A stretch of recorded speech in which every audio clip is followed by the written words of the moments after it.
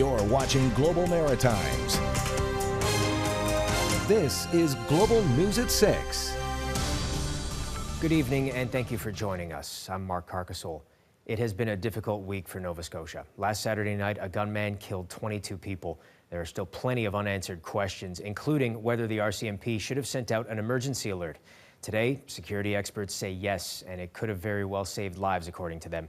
Jesse Thomas has our top story. This was the sound Nova Scotians heard on Friday just after 4 p.m. The emergency alert let people know police were on the scene of a wooded area in Hammonds Plains for reports of gunshots fired. Terrifying news, given the province was not even a week removed from the shooting spree trauma where a man dressed as an RCMP officer driving a mock cruiser terrorized parts of northern and central Nova Scotia for 13 hours. 22 people were killed, many questioning why RCMP didn't issue an emergency alert at that time.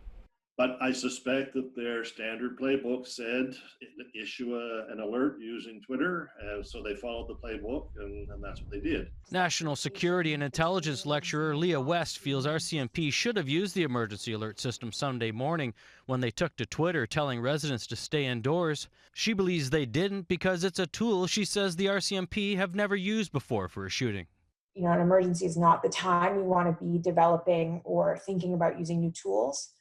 So the fact that Nova Scotia really hadn't implemented or incorporated this tool into their emergency response, or that the RCMP, at least in Nova Scotia, hadn't considered that before, makes it not surprising that they wouldn't have used it in a time like this. Professor Kevin Quigley says the tactics the shooting spree suspect used likely caught the RCMP by surprise. But it seems to me this happened on a scale and in a manner, in terms of the uniform, where it happened, in remote location, the forest, people, the witnesses fleeing, I mean, the fires, the whole chaos of it just seemed like such a dramatic event. And so I think they were probably struggling to understand what was going on. Premier Stephen McNeil says the province's emergency management office reached out to RCMP at the time to aid with an alert. RCMP top officials says they were close to issuing an alert, but then officers had killed the suspect. Moving forward, Quigley suggests the RCMP need to share more information to maintain public trust. The RCMP really has to be very open about what happened. They have to get the facts on the table, and we have to, I'm sure they are concerned. They need to convey the concern that they have. They have to show that they're learning from this experience and they're sharing the information so that we can all be aware of what happened. So I think it's very important that they maintain public trust going forward. In order to learn from this tragedy, Quigley believes a public inquiry should be the next logical step. Jesse Thomas, Global News, Halifax.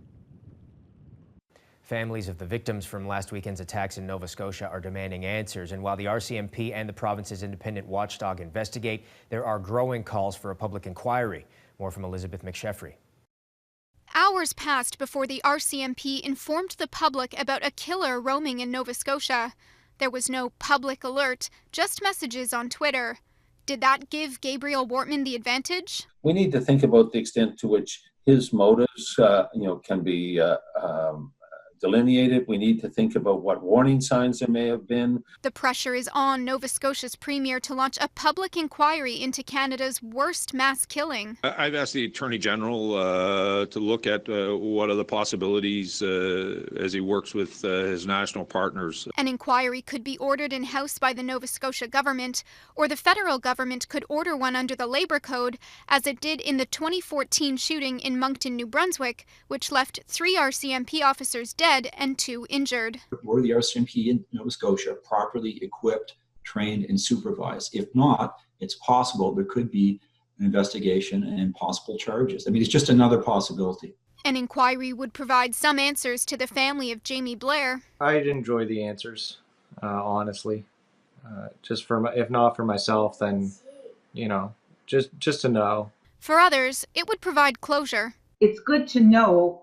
So you cannot move forward, in my opinion, till you know the truth. An inquiry can't technically assign blame, but it would make recommendations. And there will never be a trial for Gabriel Wortman because he was killed. For now, the investigation into this horrific chapter of Nova Scotia's history lies in the hands of the province's police watchdog. Elizabeth McSheffrey, Global News, Halifax. A local business in Truro is looking to support the victims of the shooting. Conway Customs has created a memorial decal to honor all those who lost their lives in the tragedy. The owner says he knew some of the people involved and he wanted to do something to help out. 100% of the proceeds will go towards families of the victims. Me and a buddy of mine, Kurt Silver, we kind of collaborated together. Wanted something more memorial than just your average Nova Scotia flag and the heart. This is more of a combination of Nova Scotia and the people that are in it. And with the candle for, you know, the vigilant that we had the other night, just everything tied together, and we just wanted it to be simple, clean, colorful, and something that's going to last. Conway says NS Power has contacted him so that its entire fleet can be decked out with the decal. If you want to order a decal for yourself, please visit the website on the screen.